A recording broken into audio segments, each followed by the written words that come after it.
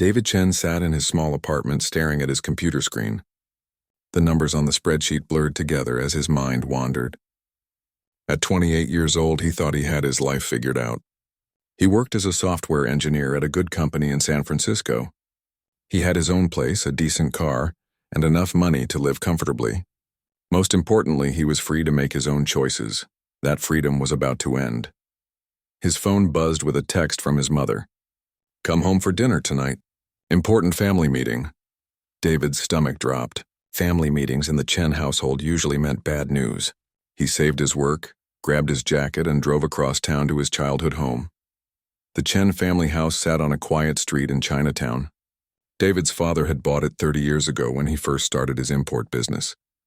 Back then, it was all they could afford. Now, even though the business had grown, his parents refused to move. They said it kept them humble and connected to their roots. David knocked on the front door even though he still had his key. His mother, Linda, opened it with a forced smile. She was a small woman in her 50s with graying hair that she always kept in a neat bun. Tonight she looked tired and worried. "David, good. You are here. Your father is waiting in the dining room." Her accent was still thick after all these years in America. She led him through the familiar hallway lined with family photos and into the dining room where his father sat at the head of the old wooden table. Robert Chen was a man who had worked hard his entire life. His hands were rough from years of handling merchandise, and his face showed the stress of running a business. Tonight, he looked older than his 55 years. Papers were spread across the table in front of him, and David could see they were financial documents. "Sit down, son," his father said without looking up. David took his usual seat across from his mother. The silence stretched on until his father finally pushed the papers aside and looked at him directly. "The business is in trouble, David. Big trouble." David felt his chest tighten. His father's import company had been successful for years. They brought in goods from China and sold them to stores across California. It had paid for David's college education and given the family a comfortable middle-class life. "What kind of trouble?" David asked. His father rubbed his forehead. "The new trade laws. The increased tariffs. My biggest customers are canceling orders. I owe money to suppliers in China and I cannot pay them. If things do not change soon, I will lose everything." David's mother reached across the table and placed her hand on her husband's arm. "We have been looking for solutions.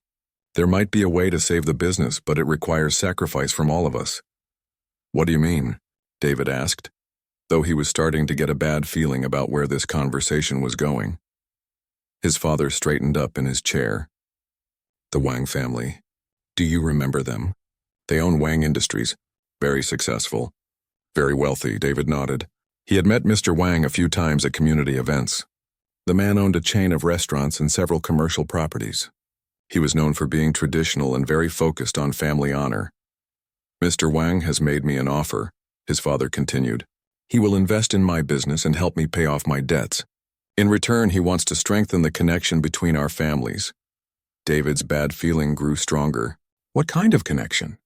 His mother and father exchanged glances. His mother spoke first. "He wants you to marry his daughter, Sarah."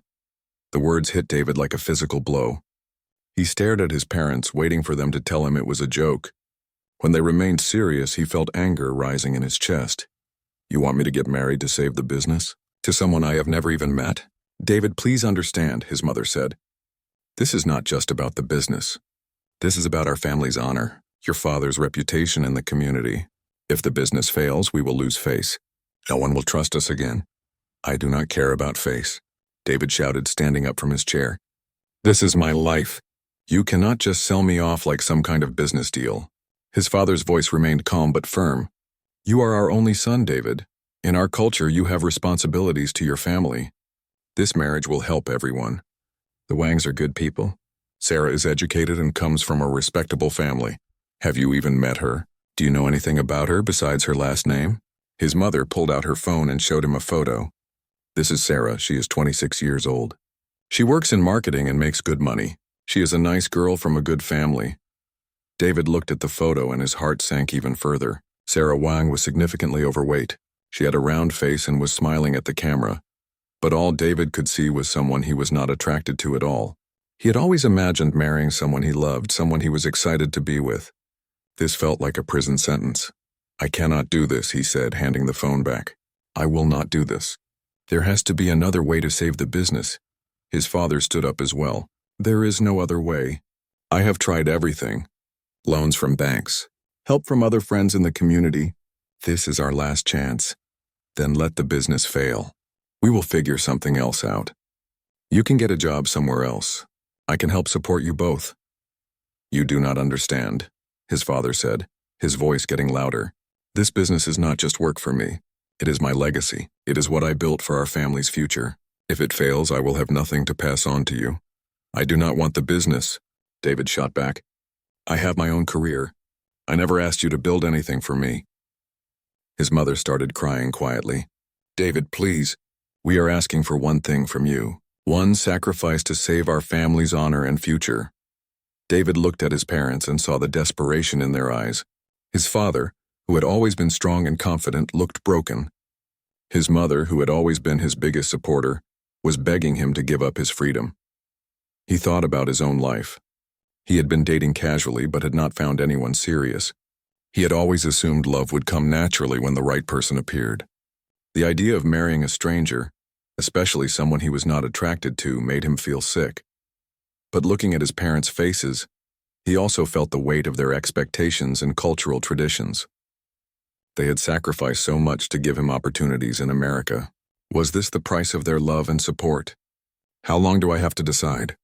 He asked quietly. The engagement ceremony is planned for next month, his father said. Mr. Wang wants to move quickly to show his commitment to helping our business. David sat back down heavily. 1 month to decide whether to throw away his dreams of finding true love to save his family's honor and financial future. The choice felt impossible. His mother reached over and took his hand.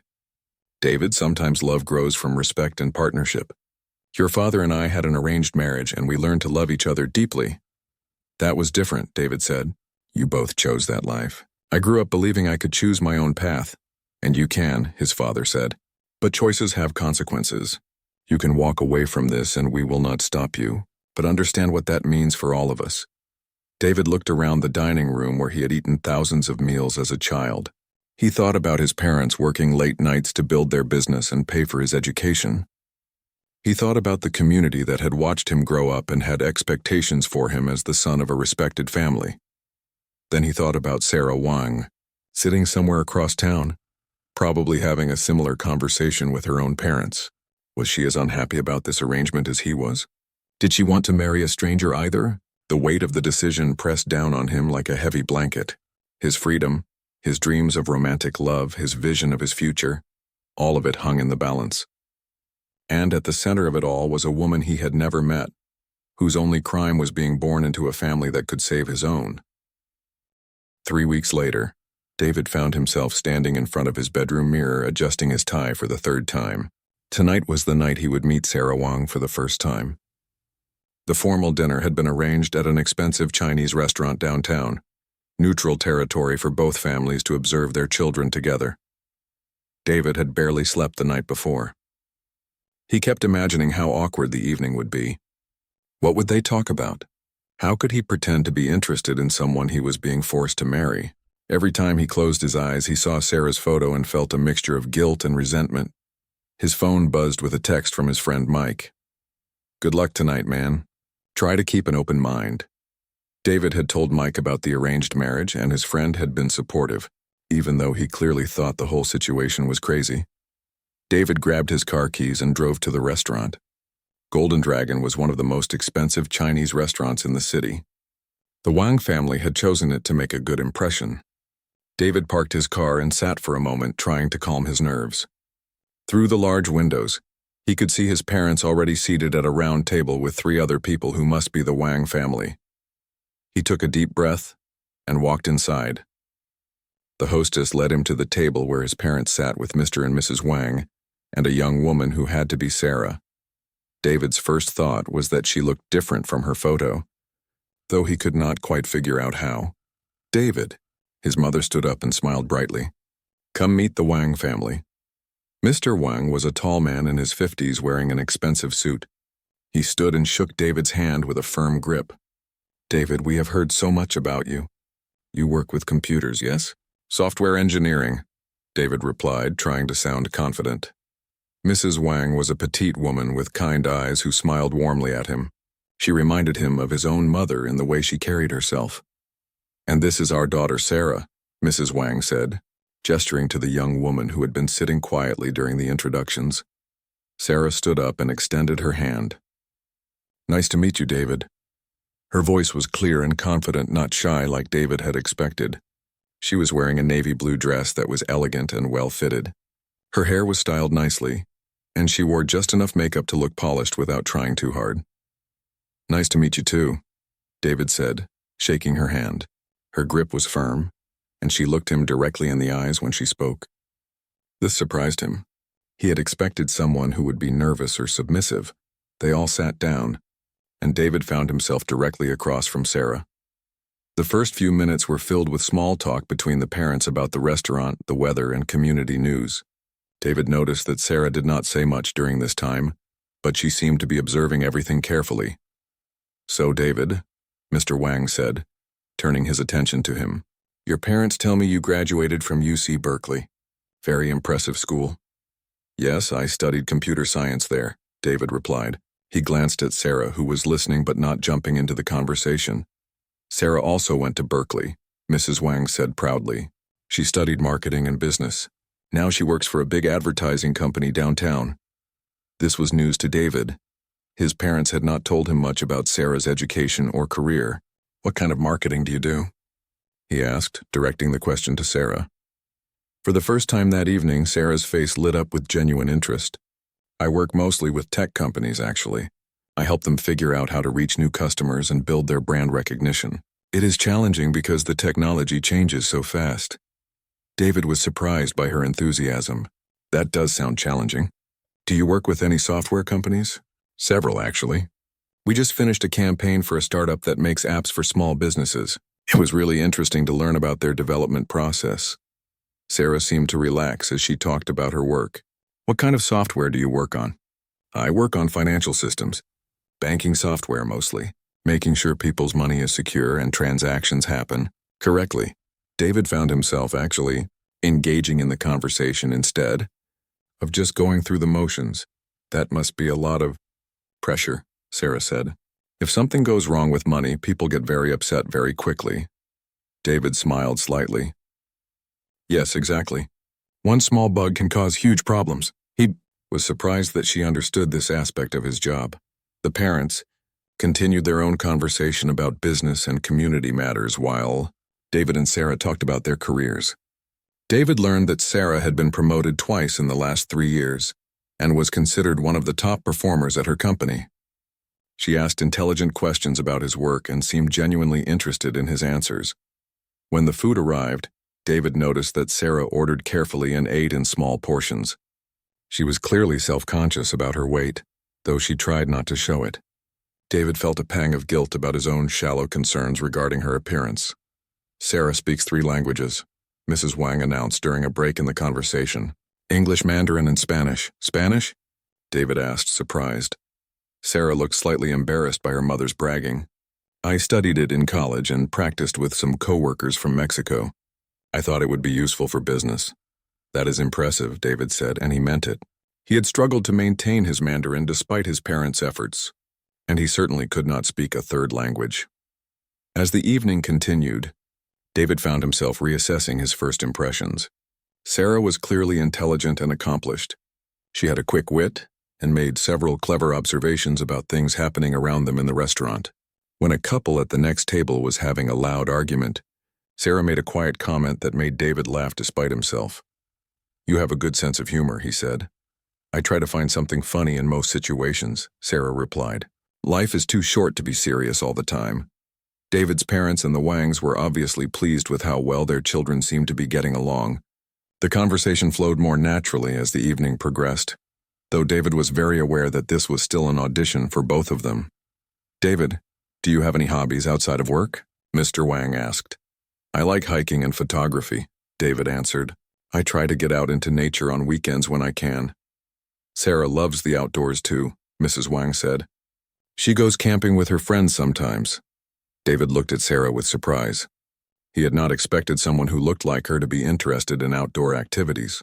He immediately felt bad about this assumption. "Where do you like to camp?" he asked. "Mostly in the Sierra Nevada mountains," Sarah said. "There are some beautiful spots near Lake Tahoe that are not too crowded. I started going with friends from college, and now I try to go several times a year." "I have hiked in that area," David said. "Some of the trails around Emerald Bay are incredible." "Yes, that is one of my favorite spots," Sarah said with genuine excitement. "The view from the Eagle Falls Trail is amazing." For a moment, David forgot about the arranged marriage situation and just enjoyed talking to someone who shared his interest in hiking. Sarah's face was animated as she described some of her camping trips, and David could see that she was passionate about being outdoors. The evening continued with more conversation about travel, books, and movies. David discovered that Sarah read mystery novels, loved foreign films, and had traveled to several countries in Europe. She was well-educated and well-traveled, qualities that David respected. However, throughout the dinner, David could not shake his feelings about the situation. Even though Sarah was proving to be more interesting than he had expected, he still felt trapped. This was not how he had imagined meeting his future wife. There was no romance, no excitement, no feeling of falling in love. It felt like a business meeting with pleasant conversation. Sarah seemed to sense his mixed feelings. Several times during the evening, David caught her watching him with a thoughtful expression. She was clearly intelligent enough to understand that neither of them had chosen the situation. When the dinner was ending, both sets of parents made plans for the engagement ceremony. They discussed dates, venues, and guest lists while David and Sarah sat quietly. David felt like his future was being planned without his input, even though everyone kept asking for his opinion on small details. "David and Sarah, why do not you two take a walk outside while we finish discussing the arrangements?" Mrs. Wang suggested. David's stomach tightened, but he nodded politely. He and Sarah walked out of the restaurant and onto the sidewalk. The night air was cool, and the street was busy with people enjoying their Friday evening. They walked in silence for a few minutes before Sarah spoke. "This is strange for you too, is not it?" David was surprised by her directness. "Yes, it is very strange. I keep waiting for someone to tell me this is all a joke," Sarah said with a sad smile. "Like we are actors in some old movie about traditional Chinese families." "But you seem to be handling it better than I am," David observed. Sarah stopped walking and turned to face him. "I am good at pretending everything is fine. I have had a lot of practice."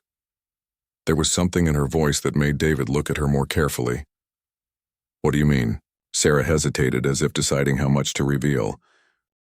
The morning of the wedding arrived gray and cloudy, which felt perfect to David. He stood in front of the bathroom mirror in his childhood bedroom, trying to knot his tie with shaking hands.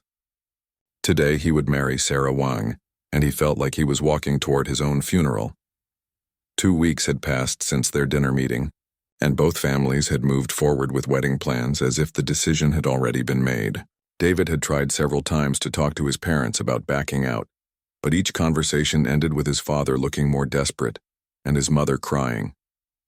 The business situation had gotten worse, and Mr. Wang's financial help was the only thing standing between the Chen family and complete ruin. David had seen Sarah only once since their first meeting, at a brief gathering to discuss wedding details. She had been polite but distant, speaking mainly to the mothers about flowers and food. When their eyes met across the room, David saw resignation in her face that probably matched his own. Now, getting dressed in a rented tuxedo that felt like a costume, David wondered if he was making the biggest mistake of his life. His best man, Mike, sat on the bed behind him trying to offer encouragement. "You never know, man," Mike said. "Maybe it will work out better than you think. She seemed nice when I met her yesterday." "Nice is not enough for a marriage," David replied, finally getting his tie straight. "I should be excited about today. I should be nervous because I am so happy, not because I feel trapped. But you said she was smart and funny. That counts for something, right?" David turned around to face his friend. "Mike, would you marry someone you were not attracted to, even if they were the nicest person in the world?" Mike was quiet for a moment. "I do not know. I guess it would depend on how desperate my situation was." That was exactly the problem. David was marrying Sarah out of desperation, not love. It felt wrong to both of them, but neither had found the courage to stop it. Downstairs, David could hear his relatives arriving. His aunts and uncles had flown in from different cities to attend the wedding. The ceremony would be held at a beautiful hotel ballroom, followed by a traditional Chinese banquet for 200 guests. Everything was elegant and expensive, paid for by the Wang family as a show of their wealth and generosity. David's mother appeared in the doorway, wearing a red dress that she had bought specifically for today. In Chinese culture, red was the color of luck and happiness for weddings. She looked beautiful but nervous. "David, it is time to go. The cars are here." David nodded and followed her downstairs. His father was waiting by the front door, also wearing a rented tuxedo.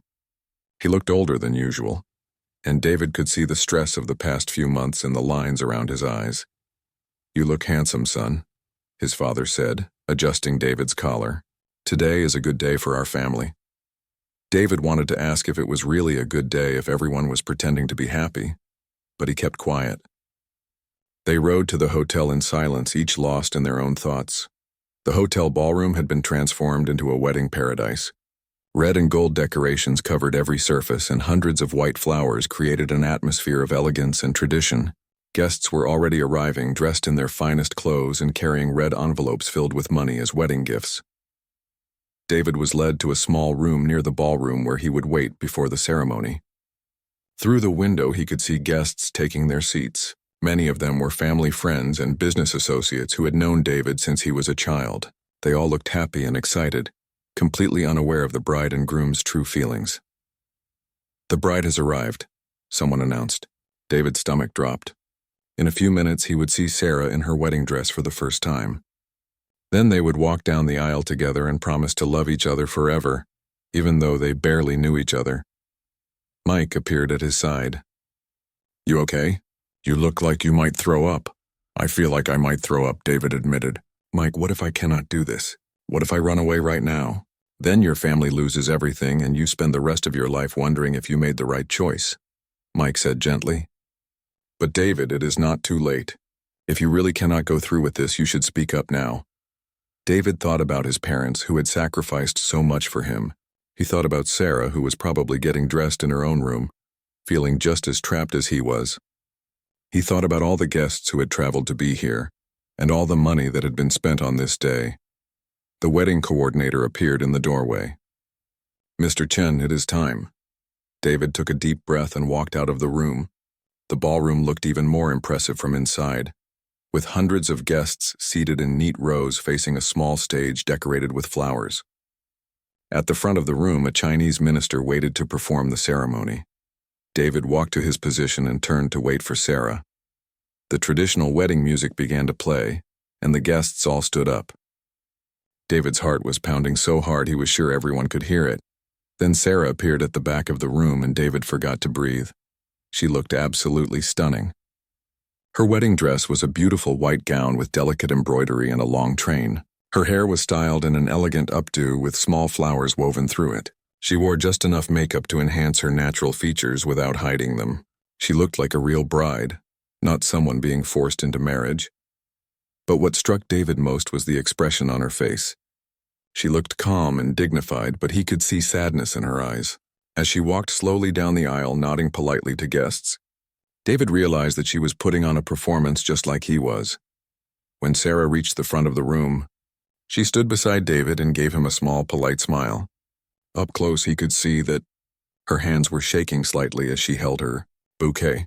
The minister began the ceremony with traditional words about marriage being a union of families and the importance of respect and harmony. David tried to focus on the words, but his mind kept wandering. He looked out at the guests and saw his parents in the front row, both crying with happiness. Behind them sat the Wang family, looking proud and satisfied. Everyone seemed happy except the bride and groom. When it came time for the vows, David and Sarah had chosen to use traditional words rather than writing their own. This felt safer to both of them since personal vows would have been impossible to write honestly. "Do you, David Chen, take Sarah Wang to be your wife, to love and honor her for the rest of your life?" the minister asked. David looked into Sarah's eyes and saw his own feelings reflected there. Fear, sadness, and resignation, but also a kind of quiet strength. She was going through with this for her own family reasons. Just as he was. "I do," David said, his voice stronger than he had expected. "Do you, Sarah Wang, take David Chen to be your husband, to love and honor him for the rest of your life?" Sarah's voice was clear and steady. "I do." They exchanged rings that had been chosen by their mothers. The rings were beautiful and expensive, but they felt heavy on David's finger. When Sarah slipped his ring onto his hand, her fingers were cold and trembling. "You may kiss the bride," the minister announced. This was the moment David had been dreading most. He leaned toward Sarah and she lifted her face to meet him. Their lips touched briefly in a kiss that was more like a polite greeting than a romantic moment. The guests erupted in applause and cheers, but David felt like he was watching the scene from outside his own body. As they turned to face the guests as husband and wife, David caught sight of his reflection in one of the mirrors that lined the ballroom walls. He looked like a groom in a magazine, smiling and handsome in his tuxedo. Sarah looked like a perfect bride beside him. To everyone watching, they must have seemed like a happy couple beginning their life together. The reception that followed felt like it lasted forever. David and Sarah sat at the head table, accepting congratulations from a steady stream of guests. They smiled and thanked everyone, posed for countless photos, and pretended to be happy newlyweds. During the traditional tea ceremony, they knelt before their parents and served them tea as a sign of respect and gratitude. David's mother cried again as she blessed their marriage. Mrs. Wang gave a speech about how happy she was to welcome David into their family. Mr. Wang raised a toast to the success of both families working together. Throughout all of this, David and Sarah barely spoke to each other except when required by the ceremony. They were like actors playing their parts, but neither was enjoying the performance. The hardest part was the dancing. When the time came for the bride and groom's first dance, David led Sarah onto the dance floor as a slow song began to play. She placed one hand on his shoulder and the other in his hand, and they moved slowly around the dance floor while everyone watched. "This is harder than I thought it would be," Sarah whispered, so only David could hear. "I know," David whispered back. "I am sorry." "For what?" "For not being able to be the husband you deserve." Sarah was quiet for a moment. "You are not the only one who is not getting what they wanted today." They finished the dance in silence, both thinking about the life they were starting together and wondering how they would make it work. As the evening wound down, David realized that the hardest part was still to come. Soon all the guests would go home, and he and Sarah would be alone together as husband and wife. The honeymoon suite in Maui felt like a beautiful prison to David. The hotel room was everything a newlywed couple could want: ocean views, a king-size bed covered in rose petals, champagne chilling in an ice bucket, and a private balcony where they could watch the sunset together. But David and Sarah moved around each other like polite strangers, both trying to make the best of an awkward situation. On their first night, they had worked out a system without having to discuss it directly. Sarah took the bed and David made himself comfortable on the large couch. They both pretended this was normal, even though they could see the confusion in each other's eyes. "The bathroom is all yours," Sarah said each morning, giving David privacy to get ready for the day. They took turns showering and changing clothes like roommates sharing an apartment, not like a married couple on their honeymoon. During the day, they tried to act like tourists enjoying their vacation. They walked along the beach, visited local markets, and took photos at scenic spots. But there was always a distance between them, an invisible wall that neither knew how to cross. David found himself watching other couples on the beach. Real couples who held hands naturally, who laughed at each other's jokes, who could not seem to keep their hands off each other. He wondered what it would feel like to be with someone who actually wanted to be with him. Sarah seemed to be thinking similar thoughts. Sometimes David caught her staring at couples with a wistful expression before she remembered to look away. They were both mourning the relationships they would never have, even while trying to build something with each other. On their third day in Hawaii, everything changed. They had decided to try a local seafood restaurant that was recommended in their travel guide. The place was crowded and lively, filled with tourists and locals enjoying fresh fish and tropical drinks.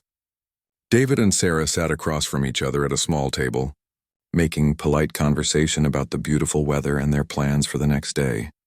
Sarah ordered the fish special, and David got shrimp pasta. The food arrived quickly and everything seemed fine at first. They ate in comfortable silence, watching the sunset through the restaurant's large windows. About halfway through the meal, Sarah suddenly stopped eating and put down her fork. Her face had gone pale and she was pressing her hand to her stomach. "Are you okay?" David asked. "I think something is wrong with the fish," Sarah said quietly. "I feel really sick." Within minutes, it was clear that Sarah had food poisoning. She rushed to the bathroom and came back looking even worse. David quickly asked for the check and helped her back to their hotel room. By the time they got back to the suite, Sarah was clearly miserable. She was nauseous, dizzy, and running a fever.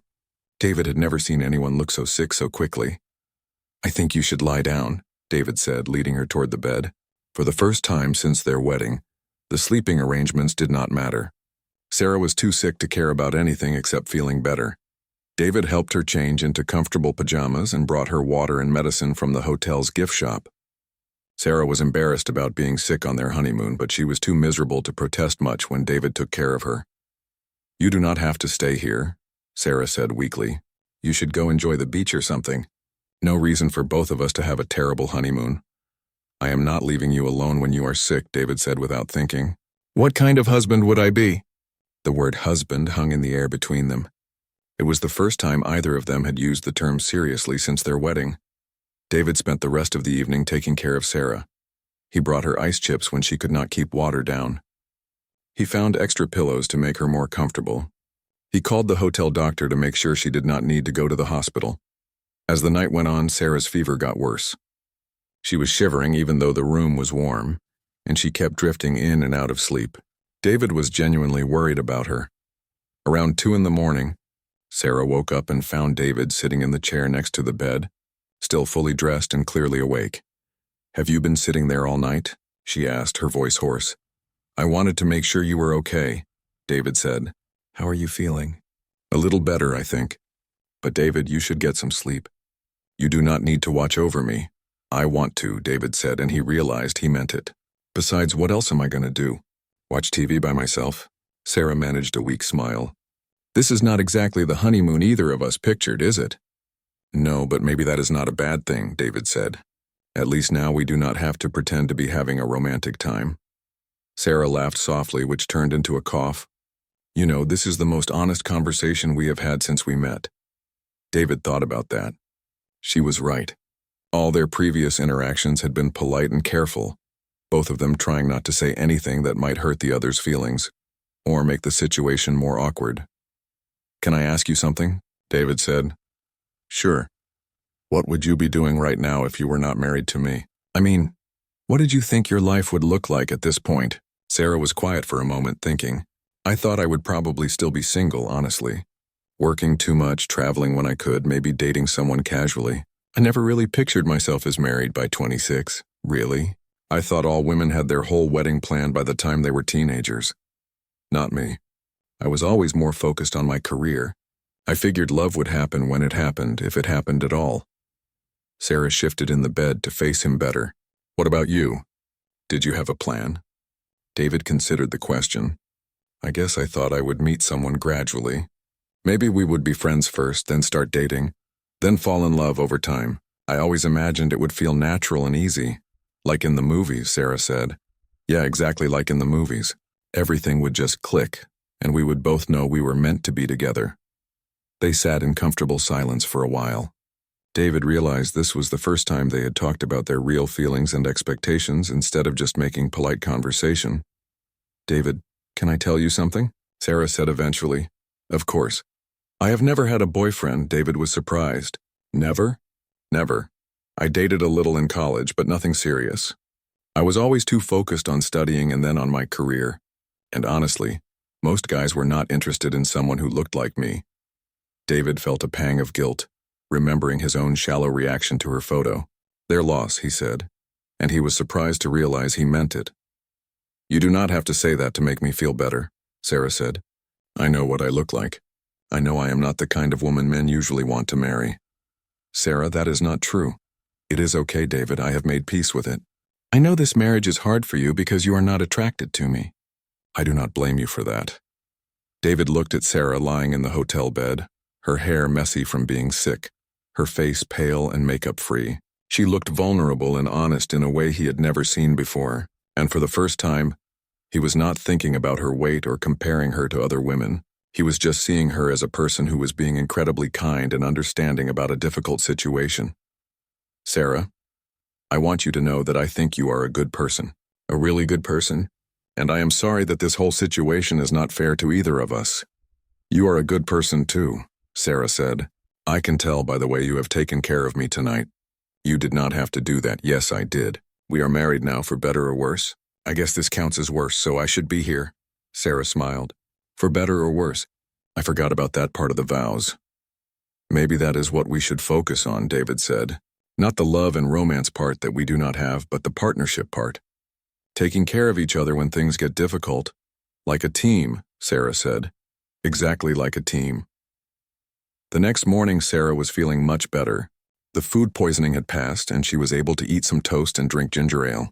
David was relieved to see color returning to her face. Thank you for taking care of me, Sarah said as they sat on the balcony sharing a simple breakfast. I know this was not how you wanted to spend your honeymoon. It was not how you wanted to spend it either, David pointed out. But maybe it was good for us. We learned that we can count on each other when things go wrong. Sarah nodded. That is more than a lot of married couples have. They spent the rest of their time in Hawaii more relaxed with each other. They still slept separately and did not hold hands or act like a romantic couple, but the tension between them had eased. They talked more openly about their lives, their work, and their families. David learned that Sarah was funny and smart, and had strong opinions about movies and books. Sarah learned that David was thoughtful and reliable, and had a good sense of humor when he was not stressed about their situation. On their last night in Hawaii, they sat on the beach watching the sunset. Other couples around them were kissing and holding each other, but David and Sarah just sat side by side, comfortable in their growing friendship. Do you think we can make this work? Sarah asked. I think we can make something work, David said.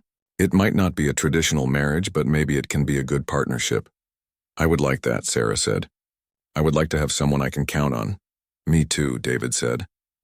6 months after their wedding, David came home from work to find Sarah in the kitchen, surrounded by the most amazing smells he had ever experienced.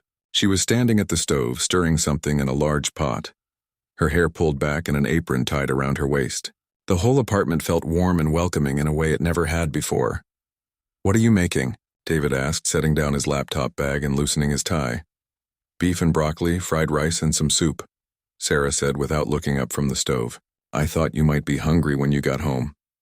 David was surprised. They had been taking turns cooking simple meals or ordering takeout most nights. Sarah had never made anything this elaborate before. You did not have to go to all this trouble, David said. It was not trouble. I actually enjoy cooking when I have time. Sarah turned around and smiled at him. Besides, I wanted to try some new recipes. David realized he had learned a lot about Sarah over the past 6 months of living together. She was neat and organized, always making sure their apartment was clean and comfortable. She read voraciously, usually finishing 2 or 3 books each week. She woke up early and did yoga in the living room, moving quietly so she would not disturb his sleep. But he had not known she could cook like this. They sat down to eat, and David was amazed by how delicious everything was.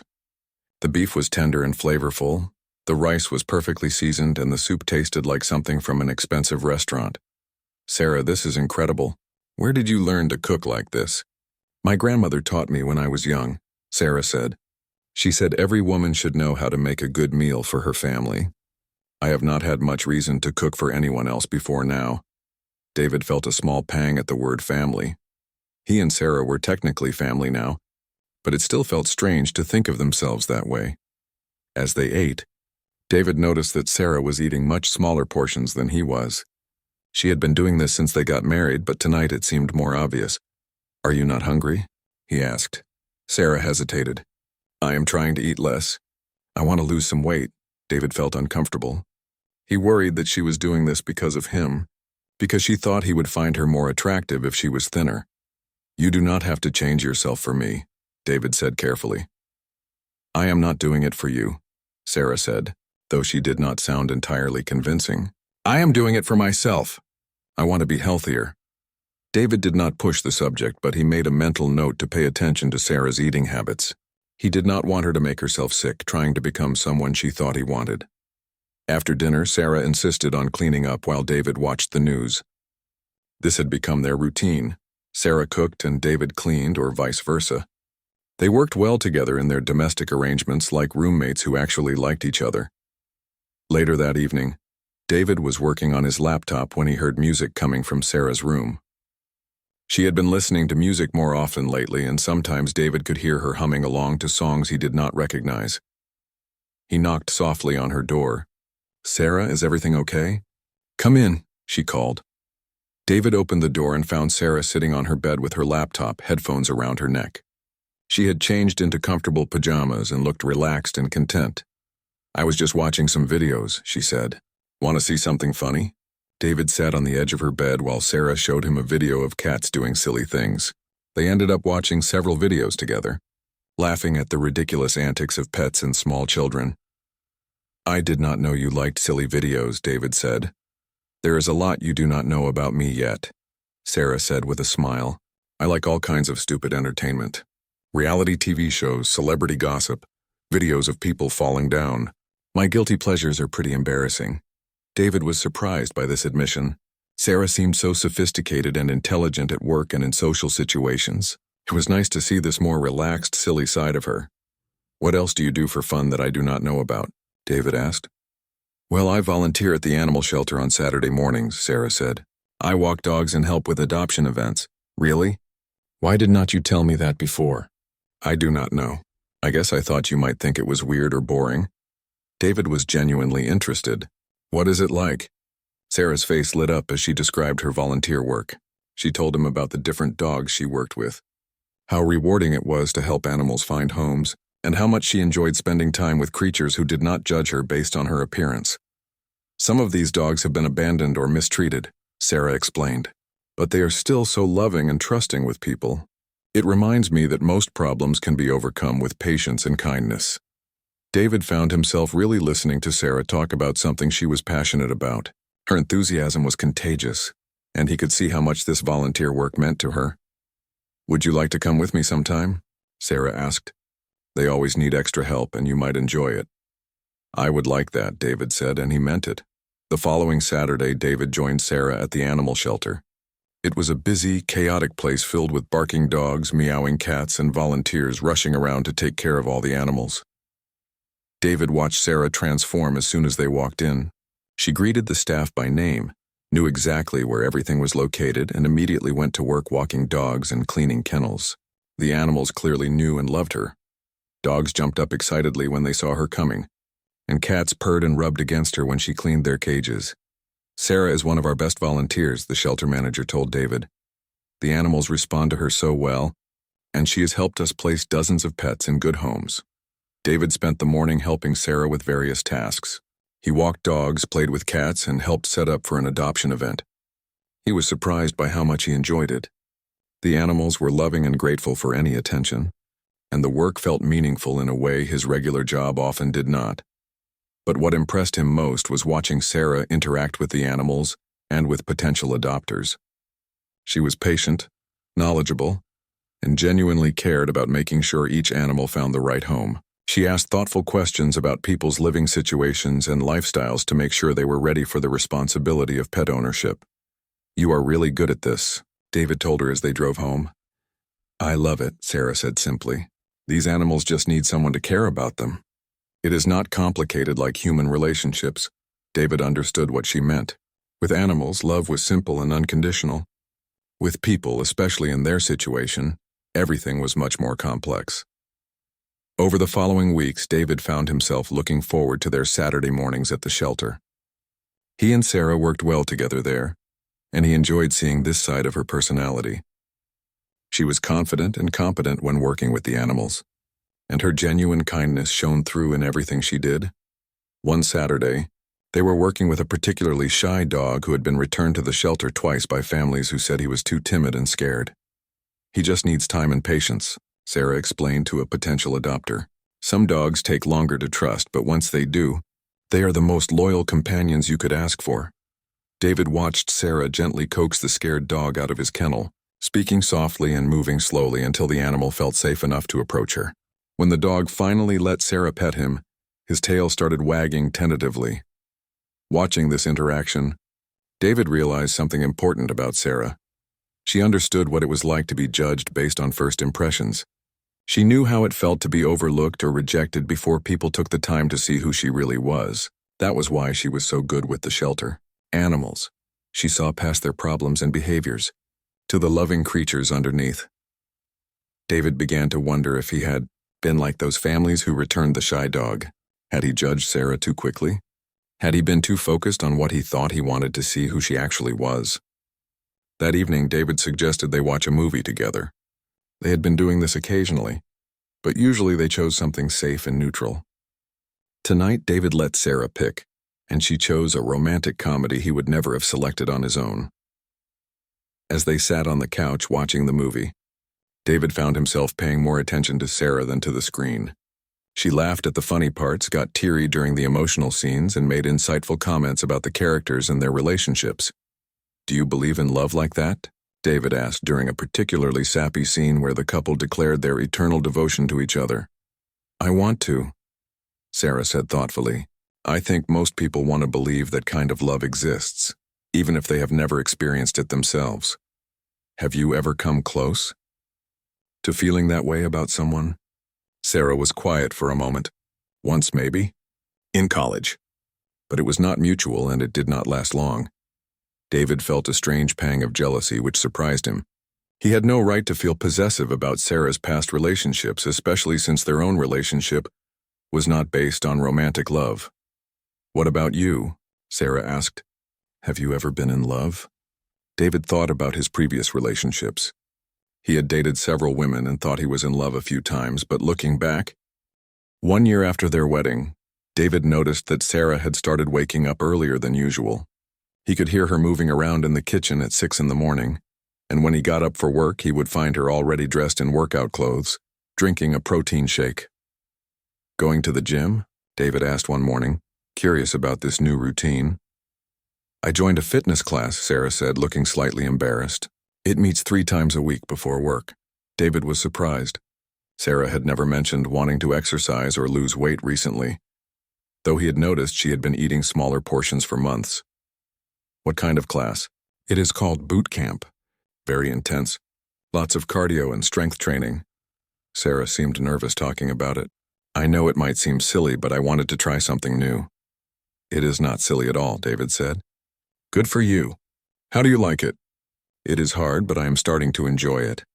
The instructor is really encouraging, and the other people in the class are nice." David felt a mixture of emotions about Sarah's new fitness routine. Part of him was happy that she was doing something for herself and seemed excited about it. But another part of him worried that she was doing this because she thought it would make him more attracted to her. "Sarah, you know you do not have to change anything about yourself for me, right?" Sarah looked at him carefully. "I am not doing this for you, David. I am doing it for me.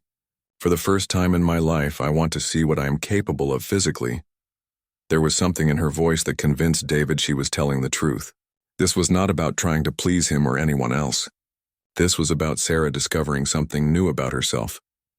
"Well, I think it is great," David said. "Let me know if you want a workout partner.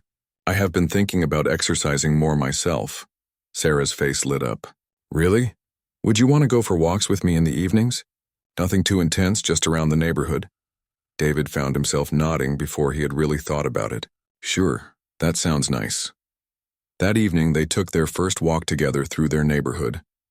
It was a warm spring evening, and many other people were out walking dogs, pushing strollers, or just enjoying the nice weather. At first, David and Sarah walked side by side without talking much. But as they got more comfortable, they started having conversations about their days, their work, and things they noticed in the neighborhood. "I never realized how many beautiful gardens there are on this street," Sarah commented as they passed a house with an elaborate rose garden. "I never really looked before," David admitted. "I usually just drive straight home and go inside." Walking with Sarah, David started noticing things he had missed before. The way the light looked different at sunset, the sounds of children playing in backyards, the elderly couple who sat on their porch every evening, holding hands and watching the world go by. Their evening walks became a regular routine. Sometimes they talked about serious things like their families or their career goals. Sometimes they just chatted about movies they wanted to see or books Sarah was reading. And sometimes they walked in comfortable silence, just enjoying being outside together. After a few weeks of walking, David noticed that Sarah seemed more confident and energetic. She stood up straighter, moved with more purpose, and smiled more often. Her morning fitness classes were clearly having an effect beyond just physical changes. "You seem really happy lately," David observed one evening as they walked past the park. "I feel happy," Sarah said. "I think exercise releases endorphins or something. But it is more than that. I feel stronger both physically and mentally." David could see what she meant. Sarah had always been intelligent and capable, but now she seemed to have a new sense of self-assurance. She spoke up more in conversations, made more eye contact, and seemed less worried about what other people thought of her. One evening, about 2 months into their walking routine, Sarah suggested they try a longer route that would take them past the waterfront. "It is about twice as far as our usual walk," she warned. "Are you up for it?" "I think I can handle it," David said with a smile. The longer walk took them through parts of the city David rarely visited. They walked along the water, watching boats come and go from the marina. They stopped at a small park where they could see the city skyline reflected in the bay. "This is beautiful," David said, looking out at the water. "We should come here more often." "I used to come here sometimes by myself before we were married," Sarah said. "It is peaceful, good for thinking." David realized how little he knew about Sarah's life before they met. "What did you used to think about when you came here?" Sarah was quiet for a moment. "Mostly about whether I would ever find someone who would want to build a life with me. I worried that I would end up alone." David felt a pang of sadness for the Sarah who used to sit by herself, wondering if anyone would ever choose to be with her. He wanted to tell her that any man would be lucky to have her, but he was not sure he had the right to say that when he himself had not chosen her. "You are not alone now," he said instead. "No, I am not," Sarah agreed. "Even if this is not exactly what either of us planned, I am grateful that I have a partner, someone I can count on." David looked at Sarah as she stood looking out at the water. Over the past months of living together and taking evening walks, he had gotten to know her in ways he never expected. She was funny, intelligent, kind, and had a strength of character that he admired. She faced their unusual situation with grace and dignity, never complaining or making him feel guilty about his lack of romantic feelings. "Sarah, can I ask you something?" "Of course. Do you ever regret going through with the marriage? Do you ever wish you had said no?" Sarah considered the question seriously. "Sometimes I wonder what my life would be like if I had refused. But honestly, I think I am happier now than I was before. Even though this is not a traditional marriage, I like having someone to share my daily life with. I like cooking for someone besides myself. I like having someone to talk to about my day. What about love? Do you miss not having that?" "I miss the idea of romantic love," Sarah said. "But I have learned that there are different kinds of love. I care about you, David. I want good things to happen to you. I worry about you when you work late. I enjoy your company. Maybe that is not passionate romance, but it is something real." David felt something shift inside his chest. Sarah was describing exactly how he had been feeling about her, but he had not been able to put it into words. "I care about you too," he said, "more than I expected to." They stood by the water in comfortable silence, both thinking about what they had just admitted to each other. David realized that somewhere along the way, without him noticing, Sarah had become important to him.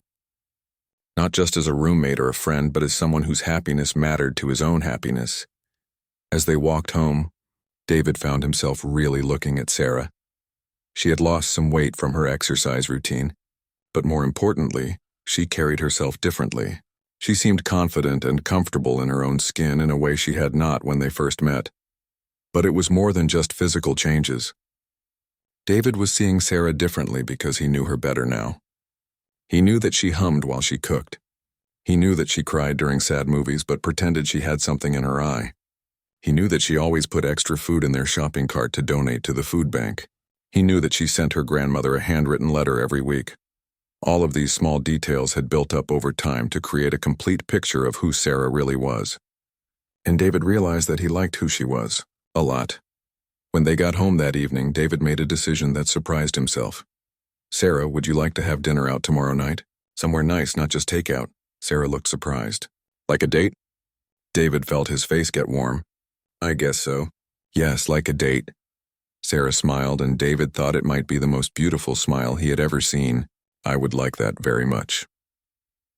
As they got ready for bed that night, David realized that he was nervous about their dinner date in a way he had not expected. He wanted Sarah to have a good time. He wanted to show her that he appreciated her and enjoyed her company.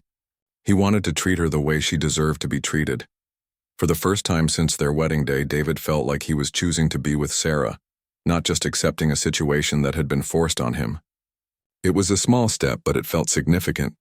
Maybe their love story had not started the way either of them expected, but perhaps it was finally beginning to unfold. Maybe the best relationships were not built on instant attraction and dramatic passion, but on the slow, steady growth of real caring and respect. As David lay on his couch that night, he found himself looking forward to tomorrow evening with an excitement he had not felt in a long time. He was going on a date with his wife, and for the first time, that felt like something to celebrate rather than endure. The thought occurred to him that maybe he should start thinking about sleeping arrangements differently. They had been living like roommates for over a year, but perhaps it was time to consider whether they might want to be something more. David fell asleep that night, feeling hopeful about the future in a way he had not since, before his parents told him he needed to get married. Maybe love really could grow from friendship and partnership. David spent his entire lunch break shopping for something to wear to dinner with Sarah. He had never put this much thought into his appearance for her before, and he wanted to look nice. He finally settled on a new shirt that the sales clerk assured him brought out his eyes. When he got home from work that evening, he could hear Sarah moving around in her room, getting ready. The sound of her hairdryer and the smell of her perfume made him nervous in a way that reminded him of high school dates. "I will be ready in 15 minutes, Sarah called through her door when she heard him come in. David used the time to shower and get dressed. He stood in front of the bathroom mirror longer than usual, making sure his hair looked right and checking his appearance from different angles. He felt ridiculous for being so nervous about a dinner with his own wife, but he could not help it. When Sarah emerged from her room, David felt his breath catch. She was wearing a deep blue dress that he had never seen before, and she had done something different with her hair and makeup. She looked beautiful in a way that made David wonder how he had never noticed before. "You look amazing," David said, and he meant it completely. Sarah blushed and smiled. "Thank you. You look very handsome yourself." They drove to the restaurant David had chosen, a small Italian place with dim lighting and candles on every table. David had made reservations and specifically requested a quiet corner table. The hostess led them to their table, and David felt like he was seeing Sarah in a completely new light. In the soft candlelight with other couples around them, they looked like any other married couple out for a romantic dinner. "This is really nice," Sarah said, looking around at the cozy restaurant. "I have never been here before." "I wanted to pick somewhere special," David said. "We have never really had a proper date." "We have never had any kind of date," Sarah pointed out with a smile. "Unless you count that first dinner with our parents, which was more like a job interview." David laughed. "That definitely does not count. This is our first real date." They ordered wine and appetizers, and for the first time since they met, David felt completely relaxed with Sarah. Without the pressure of their families watching or the awkwardness of their living situation hanging over them, they could just enjoy each other's company. "Can I tell you something?" Sarah said after their wine arrived. "Of course. I was terrified about tonight. I have never been on a real date before, and I was worried I would not know how to act or what to say." David was surprised. "You seem completely comfortable." "I feel comfortable with you," Sarah said. "That is the surprising part. A year ago I could barely look you in the eye. Now I feel like I can tell you anything." David realized he felt the same way. "You have become my best friend, Sarah. I look forward to coming home and talking to you about my day. I enjoy our walks and our conversations. I even enjoy watching your silly videos with you." "Really? Really, you make me laugh. You make our home feel warm and welcoming. You have made this whole strange situation feel normal and good." Sarah's eyes got teary. "David, I need to tell you something." "What?" "I think I am falling in love with you." The words hung in the air between them. David felt his heart start beating faster. He looked across the table at Sarah, who was watching him with vulnerable, hopeful eyes. "Sarah," he started, but she held up her hand. "You do not have to say anything back. I know this was not what you signed up for. I know you did not choose me. But I needed you to know how I feel." David reached across the table and took her hand. Her fingers were trembling slightly. "Sarah, I need to tell you something too." She looked at him expectantly. "I think I am falling in love with you as well." Sarah's face broke into the biggest smile David had ever seen. "Really? Really? I do not know when it happened or how it happened, but somewhere along the way, you stopped being the woman I was forced to marry and became the woman I cannot imagine living without." Tears started rolling down Sarah's cheeks, but she was still smiling. "I thought I was crazy for feeling this way. I thought it was just because you were the first man who was ever kind to me." "It is not just kindness," David said, squeezing her hand. "It is everything about you. Your laugh, your intelligence, your compassion, the way you care for those animals at the shelter, the way you light up when you talk about something you love. I admire you, Sarah. I respect you." "And yes, I love you. I love you too," Sarah whispered. David got up from his chair and walked around to Sarah's side of the table. He leaned down and kissed her, their first real kiss since their wedding day. This time it was not perfunctory or awkward. It was soft and sweet and full of genuine feeling. When they broke apart, both of them were crying a little. "I cannot believe this is happening," Sarah said. "I know. A year ago, if someone had told me I would fall in love with my arranged marriage wife, I would have thought they were crazy. And if someone had told me that the man who looked so disappointed when he first saw my photo would end up loving me, I would have laughed," Sarah said. David felt a pang of guilt about his initial reaction to her. "Sarah, I am so sorry about how I acted in the beginning. I was shallow and stupid. You were scared and forced into a situation you did not want," Sarah said. "I do not blame you for that. Besides, look how it turned out." They finished their dinner in a state of happy disbelief. Every few minutes, one of them would smile at the other and say, "I cannot believe this is real." The food was delicious, but neither of them was paying much attention to it. They were too focused on each other and on this new understanding between them. "What happens now?" Sarah asked as they shared dessert. "What do you mean?" "I mean, we have been living like roommates for over a year, sleeping in separate rooms, being polite but distant. If we love each other, does that change?" David had been thinking about the same thing. "I think it changes everything. I would like it to change everything." "So would I. Sarah, would you like to share a bedroom? I mean, would you like to try being married in the traditional sense?" Sarah nodded, looking shy but happy. "I would like that very much." When they got home that night, they stood in their living room looking at each other, both feeling nervous about this new development in their relationship. "I feel like a teenager," David admitted. "I do not know why I am so nervous." "Because this is important," Sarah said. "This is us choosing each other, really choosing each other for the first time." "You are right. Sarah, I want you to know that I am choosing you, not because I have to, not because of our families or the business arrangement, but because I want to be with you. And I am choosing you," Sarah said. "I love who you are, David. I love your kindness, your sense of humor, the way you take care of me. I love the life we have built together." They moved toward each other slowly, and David took Sarah in his arms. This time when they kissed, there was no hesitation, no awkwardness. They were husband and wife, but more than that, they were two people who had found love in the most unexpected place. "I have something to confess," David said as they stood holding each other. "What?" "I was getting a job offer in Seattle last month. A really good opportunity with a big promotion and more money." Sarah pulled back to look at him. "You were? What did you tell them?" "I turned it down without even thinking about it. I could not imagine leaving you, even when I thought we were just friends. Now I know why." "You turned down a promotion for me?" "I turned down a promotion because this, here with you, is where I want to be. Seattle would just be a job. This is home." Sarah started crying again, but they were happy tears. "David, no one has ever chosen me over anything else before, ever. Well, I am choosing you over everything else. Today, tomorrow, and for as long as you will have me." That night, for the first time since their wedding, David and Sarah slept in the same bed, not because they had to, not because it was expected of them, but because they wanted to be close to each other. As they lay in the dark, talking quietly about their future together, David marveled at how much his life had changed. A year ago, he had thought his freedom was being taken away. Now he realized that he had found something much more valuable than freedom. He had found a true partner, someone who made him want to be a better person. "Sarah," he whispered in the dark. "Yes? I want to marry you again. I want to have a ceremony where we choose each other. where we mean the vows we are saying. Like a renewal ceremony? Exactly.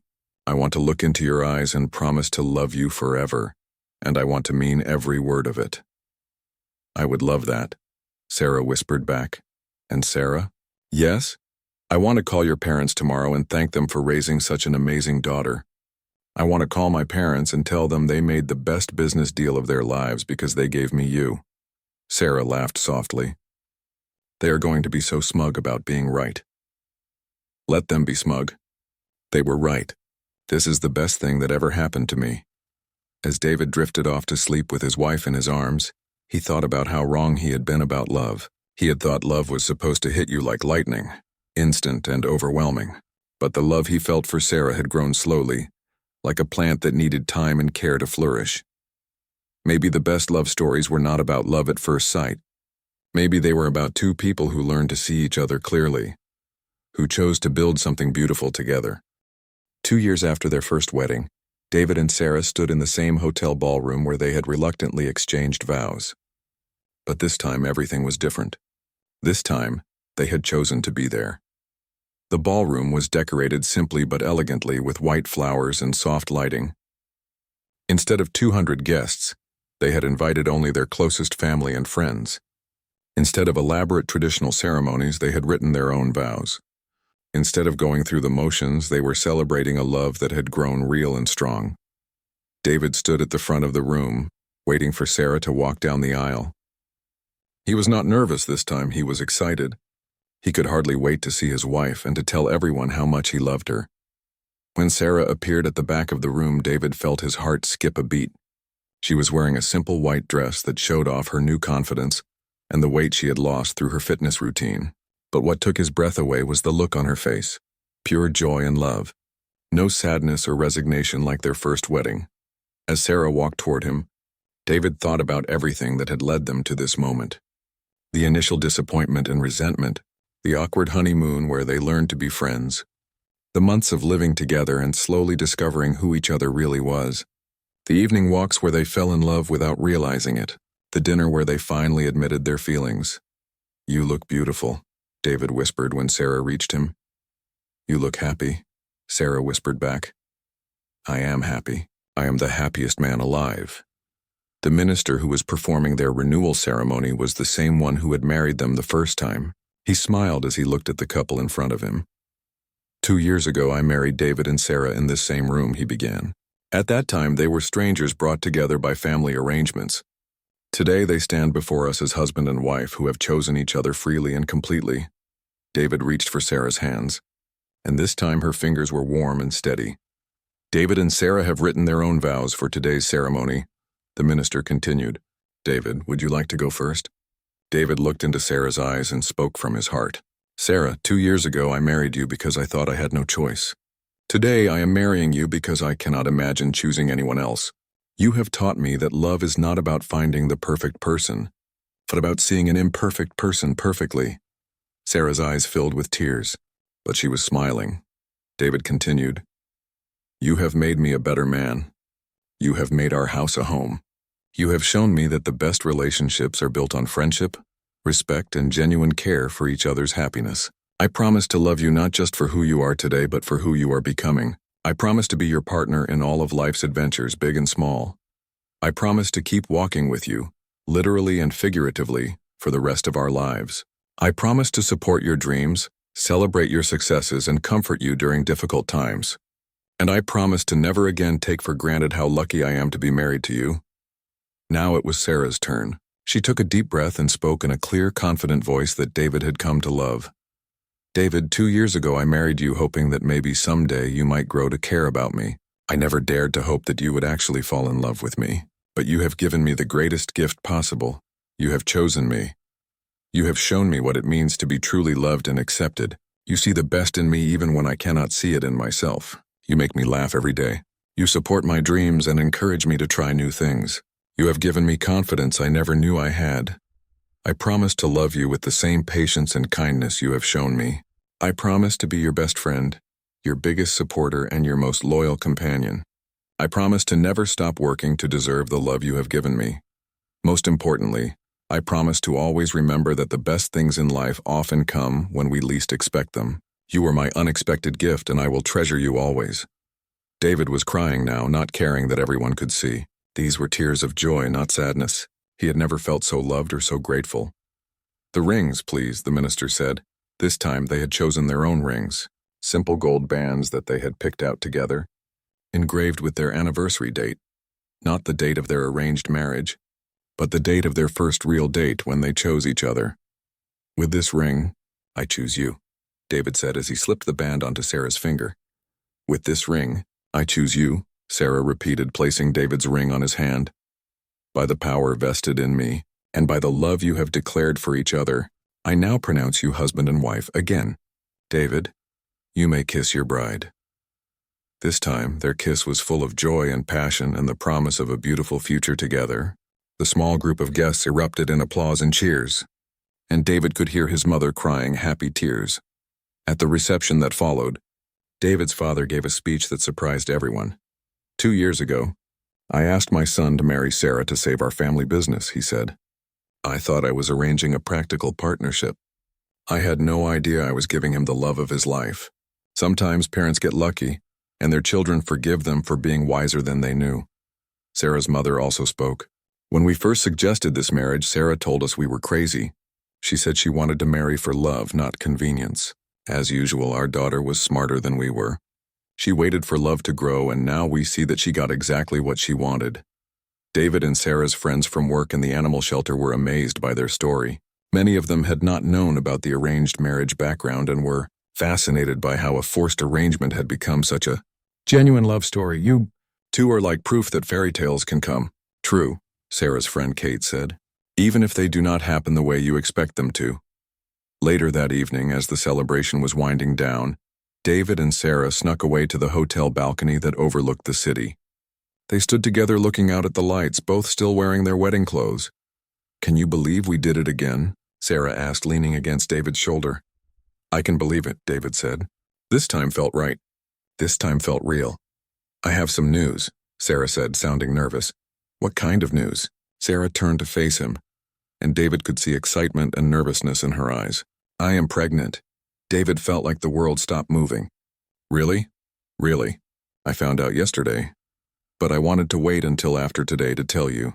I wanted this day to be about us choosing each other, not about obligation or family expectations. David picked Sarah up and spun her around, both of them laughing with joy. This is the best wedding present ever, he said. We are going to be parents. Are you happy about it? Sarah asked. I am thrilled, David said. I cannot wait to raise a child with you. I cannot wait to see what an amazing mother you will be. As they stood on the balcony holding each other, David marveled at how completely his life had changed. 2 years ago, he had thought marriage to Sarah would be the end of his dreams. Now he realized it had been the beginning of dreams he had never dared to have. He had a wife who loved him completely, a baby on the way, and a future full of possibilities. His parents' business had recovered with the Wang family's help, and both families were now genuinely close friends. David and Sarah had become the couple that other people envied, the proof that love could grow in the most unexpected places. Do you think our child will believe our story? Sarah asked. I think our child will be lucky to grow up seeing what real love looks like, David said. They will see 2 parents who respect each other, support each other, and choose each other every day. They will also see parents who know that love is not always instant, Sarah added. Sometimes the best love takes time to grow. David thought about all the couples he knew who had married for passion and divorced when the excitement wore off. He and Sarah had built their relationship on something deeper and stronger. Genuine friendship, respect, and commitment to each other's happiness. You know what the best part is? David said. What? Every day I get to choose you again, and every day I know I'm making the right choice. 6 months later, David and Sarah welcomed their daughter Emma. She was a beautiful, healthy baby with Sarah's eyes and David's smile. As David held his daughter for the first time, he thought about how she represented everything good that had come from their unexpected journey together. Emma would grow up in a home filled with love, laughter, and the kind of deep partnership that could weather any storm. She would see her parents supporting each other's dreams, working together as a team and choosing love every single day. Years later, when friends and family asked David and Sarah for marriage advice, they always said the same thing. The best love stories are not about finding the perfect person, but about choosing to build something beautiful with the person you have. Love is not just a feeling. It is a choice you make every day to put someone else's happiness alongside your own. Their arranged marriage had become the greatest love story either of them could have imagined. It had just taken a little time, patience, and the courage to see past first impressions to the person underneath. David often joked that his parents had arranged the perfect match without even knowing it. But Sarah always corrected him.